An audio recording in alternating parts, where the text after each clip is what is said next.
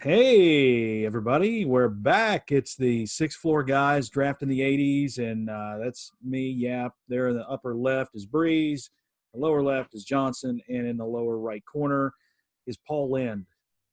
Or Sags, I'm sorry. You think this is easy?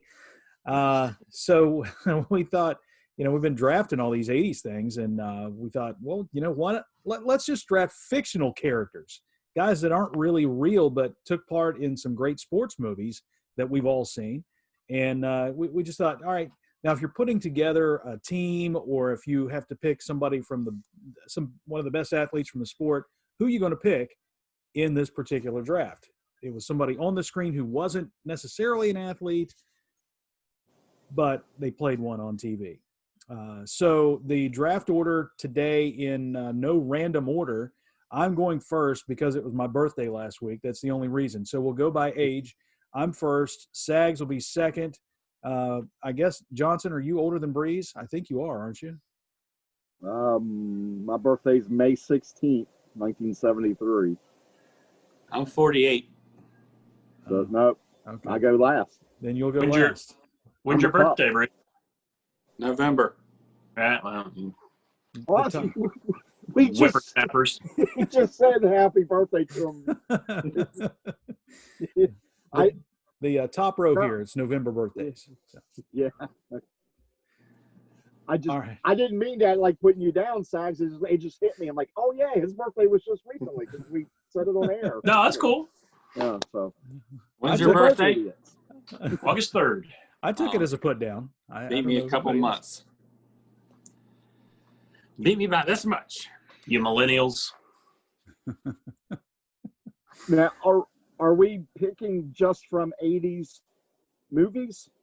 Or is I hope. it? I mean, for the most part, yeah. I mean, you can expand it a little bit. Yeah. Okay. It'll be all right. Yeah, because I mean, that's what we've done Oh, before. because I'm all over the board. That's fine. Yeah. Okay. That's Yeah. fine. As we normally are. That's okay.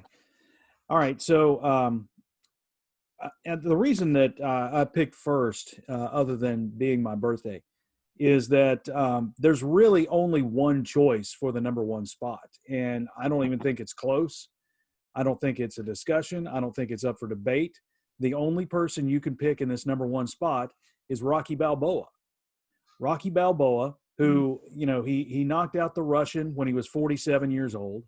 He Ended the beat Cold Mr. War. T. He ended the Cold War by himself. And I mean, you talk about a story of perseverance and, just some dumb guy that's getting in the ring and punching people. That's it. And, the movie won an Academy Award, the original, and he just parlayed that into 5 other good movies in the series. I left Rocky 5 out. Rocky Balboa, by the way, was a very good movie. But Rocky Balboa, beginning and end, that's it. Number one pick, and I don't think you can top that.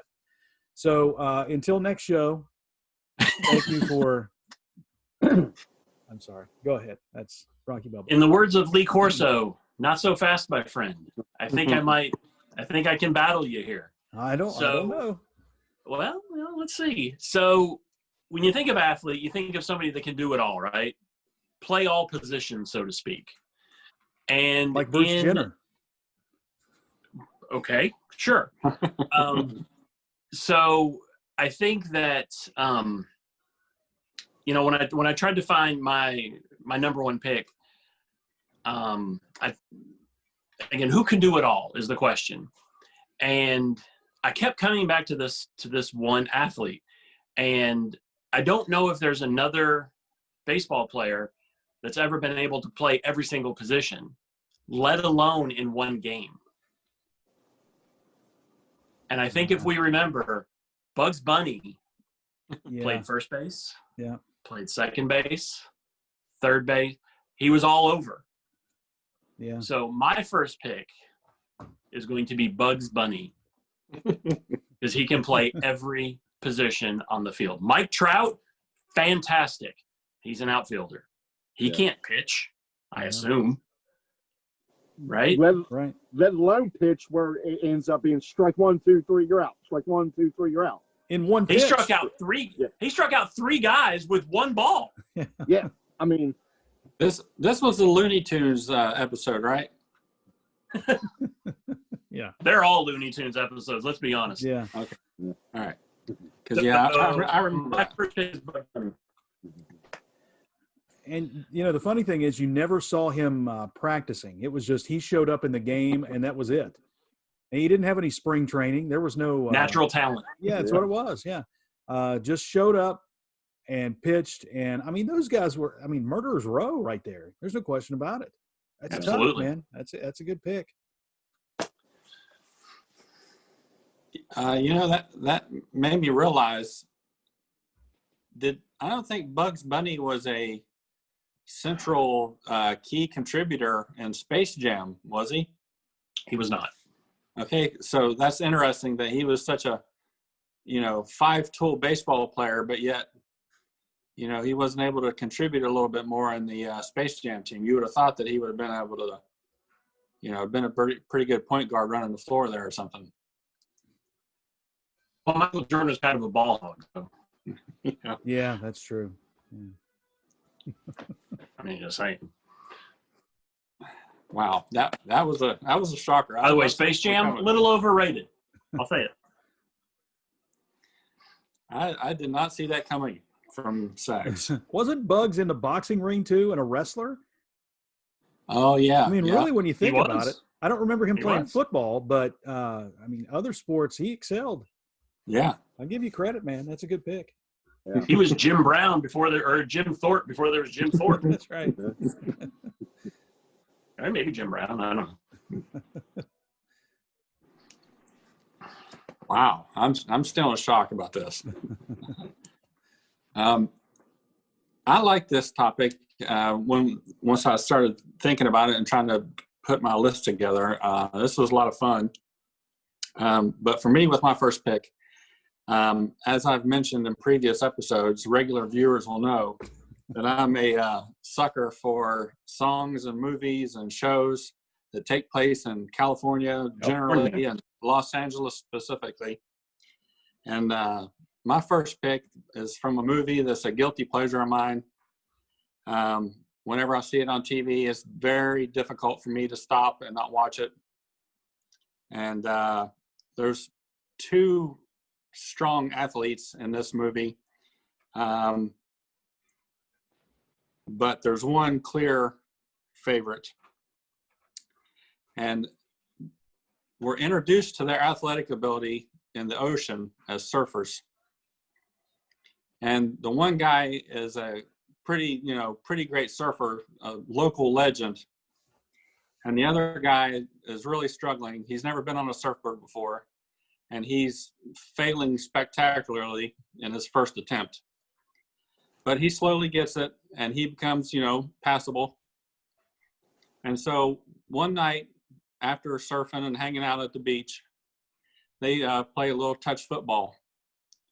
And that's where this athlete's real talent lies. And they find out that this is no ordinary struggling surfer dude, that this is the former star quarterback of the Ohio State Buckeyes, who led Ohio State to a dramatic Rose Bowl victory before blowing out his knee and ruining what would have been a successful NFL career. So as a sidetrack to that, he decided to go into the FBI. And as luck would have it, he got assigned a case to go after the surfers who were posing as bank robbers.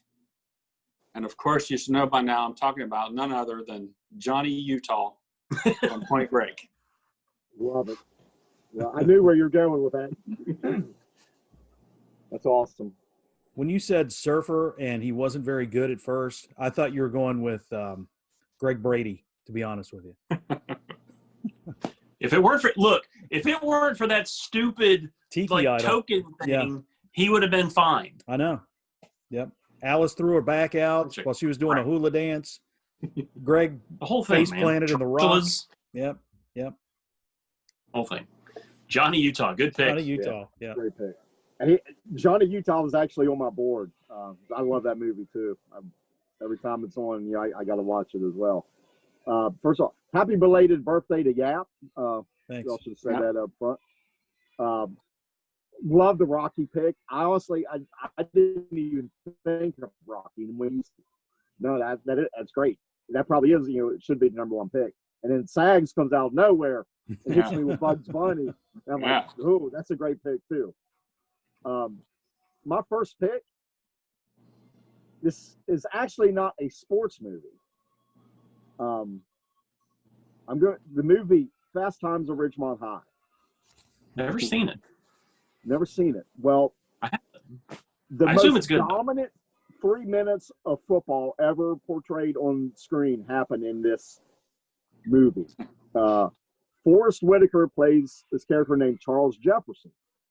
And Jeff Spicoli, Sean Penn's character, and Charles Jefferson's brother, they take his car out for a joyride and they wreck it. They know the brother's going to be upset, so they graffiti up the car and like blame it on like the team they're getting ready to play that Friday night, like their big rival. So a game comes and Charles Jefferson is just a one-man wrecking crew. I mean, he's sending people to the hospital. He's leaping over people. He had like 15 tackles for a loss in like a 3-minute stretch. Just dominant. I mean, just out there just dominating people. And like I said, I want a dominant linebacker, to build, my athletic program around in. So I'm going to go with Charles Jefferson from Fast Times at Ridgemont High. That's a good pick. That is. All right. Sags needs to watch the movie now. Yeah. Yeah.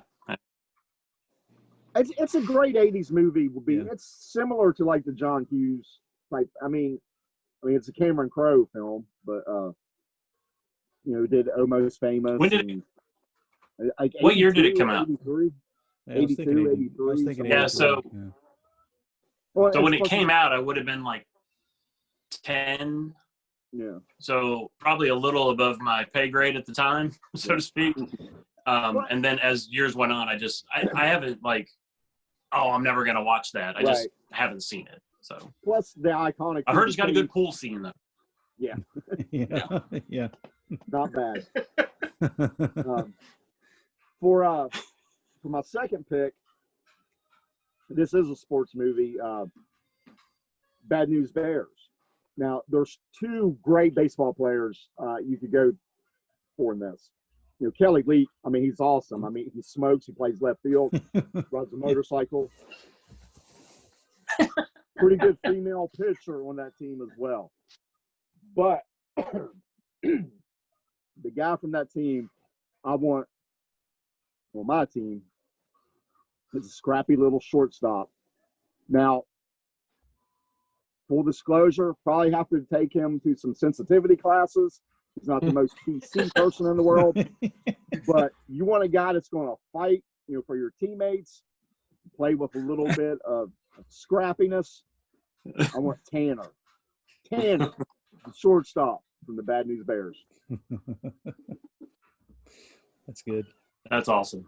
That is such a good movie. I watched that movie just a couple weeks ago, actually. I watched it again, and I was like, "Oh my gosh, how could it get? You couldn't get away with that now." Like I said, Tanner has a couple of lines in that. It's like there's no way we can let alone a kid, say what he does in that movie. But there's nothing more frustrating either when you're flipping channels and you see Bad News Bears and you're like, "Oh my goodness," and then it's the one with Billy Bob Thornton. You're like, "Oh," which it's okay. It's okay, but it's not the 70s one. Like that's just top of the line. Another movie where was a remake necessary? Right. No. No. I like the one when they go to the Astrodome. That's legit. Oh yeah. Yeah. Good pick, Tanner. I like it. Yeah, Back to Breeze. These picks are surprising so far. They're catching me off guard. With my second pick, I'm going to go back to California and LA. This movie takes place, I think, pretty sure, in Venice Beach. There's a lot of basketball courts and volleyball, sand volleyball, and all kinds of stuff going on around there. Muscle Beach is, kind of known as Muscle Beach around that area. And there's two guys that are known as hustlers that are patrolling that area of the courts there on the beach. Nice. And the movie doesn't really go into the history of the two of them. They do on the one of the guys, the one I'm going to pick. He allegedly had a very good high school and small college career. The other guy I'm not sure about. He's just kind of maybe a local legend and playground legend maybe. But once these two guys get together, about a third of the way into the movie, they're pretty darn unstoppable. And you can really go either way because they're both really good shooters, got a good all-around game. But I'm going with a guy by the name of Billy Hoyle, White Men Can't Jump, Woody Harrelson. Awesome movie. Good pick. Yeah. That was when coming either, man. That's solid. Man, playground basketball then was just like at its absolute height. Like you could go to any park in any city and it was packed. Like even where I live in a relatively little town, man, it was just like, again, it was 5 teams deep waiting to run. That movie was almost perfect, I'd say. Yeah. Great. All right. So sometimes, your athletes don't always win, right? Great athletes don't always win. They sometimes lose. Even Michael Jordan lost. I know that's hard for some people to believe, but he did. But I think part of the game is trash talk. I'm a big trash talk fan. And that's what draws me to some people. Conor McGregor, that's what draws me to him. I think he's a great, not only is he a great fighter, he's a great trash talker. And another great fighter and a great trash talker, maybe the greatest trash talker, who will be my number 2 pick, is one Mr. Clubber Lang from Rocky III. And I know, Phil, I kind of mentioned him just a hair in his pick. I think maybe briefly mentioned Rocky III, but we can't even begin to have all the quotes from Mr. T in Rocky III. You hear, "Hey woman, you know what's coming up. You know what's next." Right? And just, what's your prediction for the fight? Pain. That's just the best. Just the best. So my second athlete will be Mr. Clubber Lang from Rocky III. Good. No, I don't hate Balboa, but I pity the fool. And I will crucify any man who tries to take what I got. I love that movie. That's one of my all-time favorite movies. Do you accept his challenge? I do not accept his challenge because he is no challenge. But I'd be more than happy to beat up on him some more. I saw that movie after it came. I mean, Eye of the Tiger is my favorite song of all time. That movie is one of my favorite movies of all time. And I saw that probably within the first, 3 years it was out, probably 70 times. Love that movie. Awesome. Did Rocky III help make Eye of the Tiger your favorite song? Or just because it was such a cool part of that movie? Yeah, I think it did. Yeah, because you see that movie and the fight scenes and him and Mr. T just going at it, and then they're playing it just ties everything together perfect. Yeah, absolutely. And I'm glad Stallone liked the band. I think we've talked about it on this podcast before, but originally he wanted Queen's "We Will Rock You," or no, Another One Bites the Dust. He wanted that in the film, but they said, "Nah, we're not doing that." So then he goes to Survivor and write this song for me, and sure enough, they did, and there it was. The rest is history, as they say. They did a few, for the Rockies, right? Then they do something in 4 too. Burning Heart, yeah. That was in '86, which is another good song. when he climbs the mountain. Yeah, the winter training scenes, right? Isn't that what where Yeah. Burning Heart's playing? Yep. No, I don't, is it? Is it not? Burning Heart was playing when the plane first landed in Russia, and you could see the flags flying and the snow coming Okay. down, and he was getting off Okay. the plane. Hearts on Fire was another one anyway, I'm sorry. This isn't a music show, right? It's, we're doing athletes. So I've got 2 picks here. And for my first pick, I like athletes that are, they're generational athletes that not only excel in one sport, but they can excel in 2 sports. We think of Bo Jackson as probably the greatest crossover athlete of all time, football and baseball. Brian Jordan is another one. Deion Sanders is another one. Those guys excel in both sports. There's another guy that's going to be my next pick that I wouldn't say he necessarily excelled in both sports, but he did well enough in these sports to make a name for himself. A third one, I'm going to say he wasn't very good, but this guy was at one time he was had a goal to be a hockey player and was a pretty good hockey player. But then he kind of channeled that and he moved over onto the links and he started playing golf. And this is a guy that had a 400-yard drive at one time. And just a guy that, I mean, storybook, right? I mean, this is just a storybook. It's Happy Gilmore. And, you know, great hockey player. He wore the hockey jersey out on the links. He could play golf. The third thing that he didn't do very well is box, because Bob Barker kicked the crap out of him. And Bob Barker was like 78 years old at the time. So I would kind of cross that one off. But Happy Gilmore is a great golfer and a great hockey player. Has to be up there as my second pick. That's great. I didn't see you as the Happy Gilmore person, to be honest with you. Well, like I said, I like the guys that, you know, they're versatile, Also, I guess. Yeah. Where's my other one? All right. So my third pick here. Baseball is my favorite sport. So we got to go with a baseball pick here. And there are a number of fictional athletes that have played baseball. You know, we see it in Field of Dreams. We see it in Bull Durham. We see it in The Natural.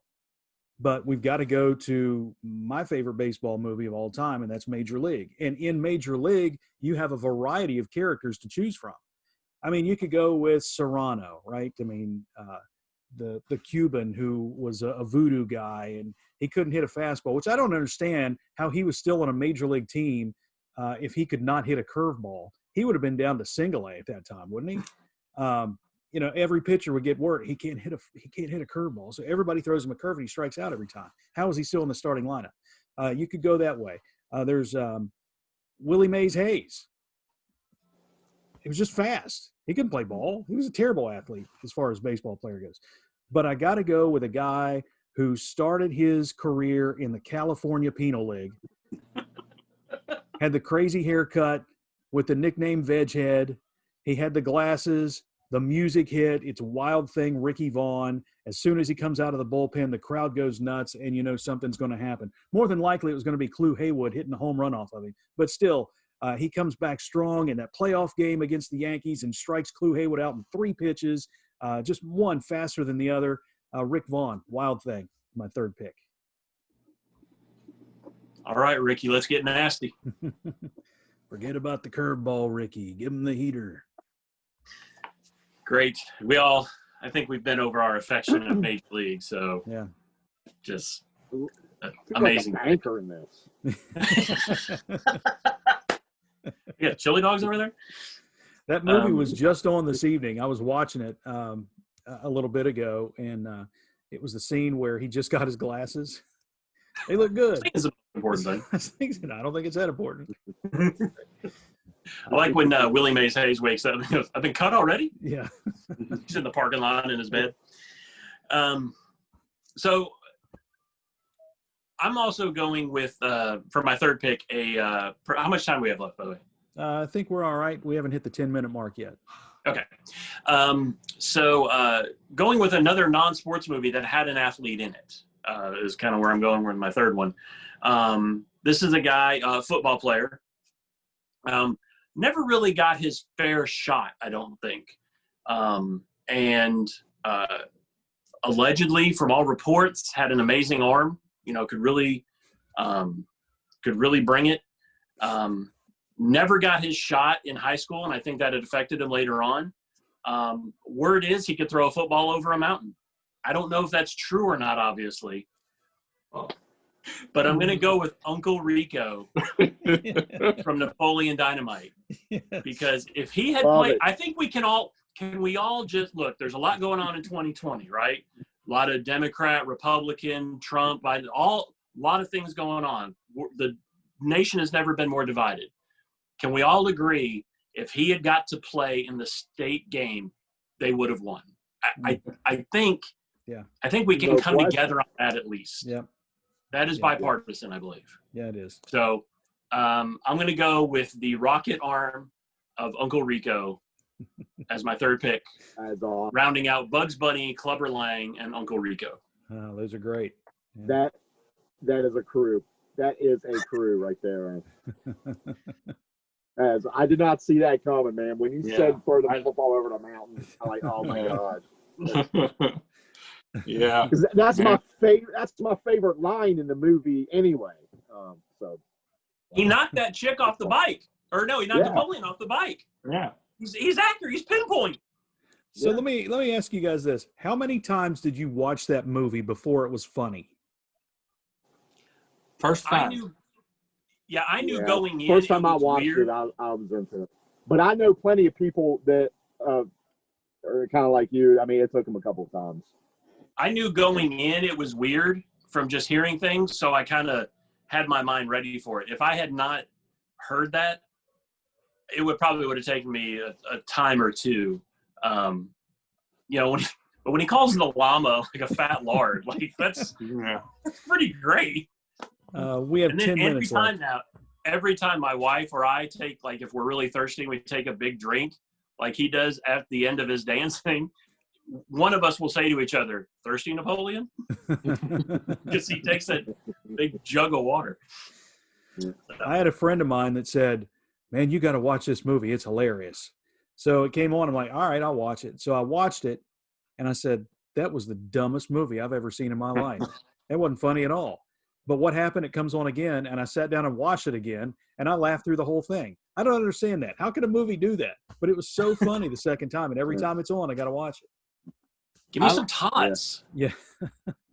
I like to think I was one of the early adapters for that movie because I was living in Arizona at the time, and there was this theater in Scottsdale called the Camelback Theater, and they played all the it was only a 5-theater movie house, and they played all the artsy, low budget kind of unpopular movies, so to speak. And that movie was on there, and I went to see it. And that was like right when it came out in theater, like right at the very beginning. And I went in and saw that, and I was like, "Oh my God, this is freaking awesome!" So I went back to work. I was working at the newspaper out there, and I was telling everybody, "It's like, oh my God, you've got to go see this movie. It is so freaking funny." So I like to think I was early on the bus on that one. All right. We're gonna be able to come back through right before. We got about 8 minutes left. Okay. All right. Because I was going to go with this one, but I'm going to switch since we're going to have 4 here. With my third pick, this guy had some issues when he was a young kid. He didn't talk too well, and he was a little slow, and his legs weren't working properly. He had to have braces on his legs. And kids made fun of him, and it was pretty hard growing up for him. But once he got into high school, he got his leg braces off, and he was frequently running all around the countryside around where he used to live or where he grew up. And so he decided to go out for the football team after some coaches saw him running around town. And that whoever the coach was that got him on the field, that was the smartest decision they ever made in his life, because this guy probably ran low 4s in the 40 if not maybe even like 3.9, 4. I mean, he was just blazing fast. 3.9. No one could touch him. And he was so good in high school, and he only played 1 year in high school, and he was so good that Bear Bryant gave him a scholarship to play for Alabama. And in his first game with the Crimson Tide, he gets on a kickoff and returns it for a touchdown, 100 yards. So, to me, I don't know how you pass up Forrest Gump. If he wouldn't have got drafted into the war, man, he'd have been amazing. Devin Hester, who is what we'd have been saying. And by the way, talk about those guys that are crossover athletes. Heck of a ping pong player. Yeah. And a runner. Yeah.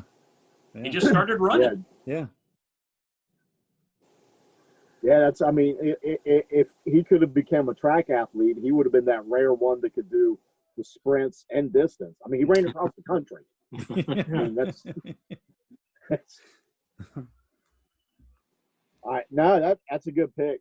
And he got tired of it. There's been a couple picks that I didn't see coming, and I'm like, man, those are really, really good. So this pick here, though, is going to, for me, it's kind of an obvious one. I'm slightly surprised that he's still on the board. When I need a basketball player, I need someone who's going to look at me and say, Coach, I'll make it. I've been critical in the past of his inability to go left, which is an issue. But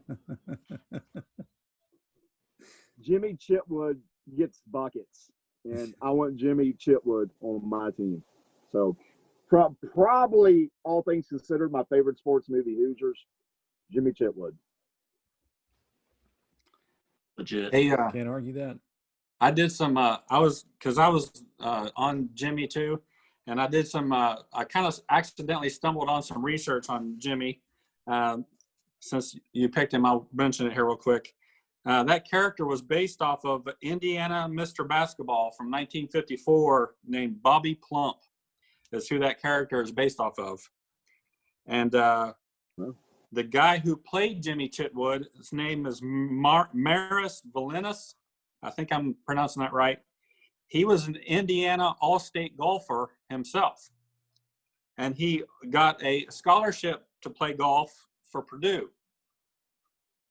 And he was a caddy for some pro golfers during after college. And now he's a golf course management person. Wow. Did not know So that. I thought that was pretty cool that he was got Purdue's golf team. I know movie magic and you can do anything, but when they do that scene where coach comes to talk to him and he's just shooting on that dirt circle, and it's like this wide shot for like the whole time, and he doesn't miss, I'm like, okay, that looks pretty seamless. Like he's just draining buckets, man. He's just, yeah. So we got about 3 minutes left if you want to do a quick time back through there. All right, for my final pick then. I'm not sure if any of the other guys watch this show. It is one of my favorite shows of all time, Friday Night Lights. Great family show, also a great football show. Like much like Major League and some of the other choices that come, you could go with a multitude of different characters from the show. But I'm going to go with Tim Riggins, Texas Forever. Okay. All right. I'm going to go with another boxer, Maggie Fitzgerald from $1 Million Baby, Hilary Swank. Yeah. That's awesome, man. That was a good movie. That was a really good movie. First of all, Johnson, clear eyes, full heart. Can't lose. Lastly, I want somebody that nobody makes him bleed his own blood. And I'm going to go with Mr. White Goodman, the dodgeball expert from the movie Dodgeball. I like it. It's good. It's good, man. Good. All right. With my final pick, it can't be one because this was a group. And I want somebody that is going to be the muscle, that's going to be the goon, that's going to be there to, protect your star player, to protect everybody, really. And I'm going to go with the Hanson brothers from the movie Slapshot, because these guys fought in a pregame skate, right? I mean, they were there to fight, and that's all they did. And they brought fans back in. So, I mean, not only were they the goons and the muscle, but they were trendsetters in the fact that they brought people into the stadium and into the arena to watch them. So I got to go with the Hanson brothers as my final pick. Solid. I like it. Some that we did not mention in the final 90 seconds we have here. We did not mention Apollo Creed or Ivan Drago from the Rocky movies. We did not mention Roy Hobbs, the natural. We didn't mention Squints from Sandlot. Any of the 15 baseball characters Kevin Costner has played? Right. Crash Davis, Nuke LaLoosh. Daniel LaRusso. Yeah. Yep. Jimmy Dugan, League of Their Own. Yep. Paul Crew. Paul Crew was the quarterback in The Longest Yard. Burt Reynolds played him. Bobby Boucher, didn't mention him. So, we should give a quick shout out here real quick to Wesley Snipes, because I mean he's been in all these, like he's been in like a half a dozen great movies as athletes. yeah. Yep. Yeah. True. All right. Good draft. Yeah, that was fun, man. Yeah. I thought everyone had great choices. Yeah. Hey Sags, what about Jesus Shuttleworth? Well, he was an actual athlete. That's why I didn't pick him. You know, Ray Allen played him, so it's like, well, like. We didn't mention Thunderlips, although he was Hulk Hogan, a wrestler. And also Neon Bodu. Shaq?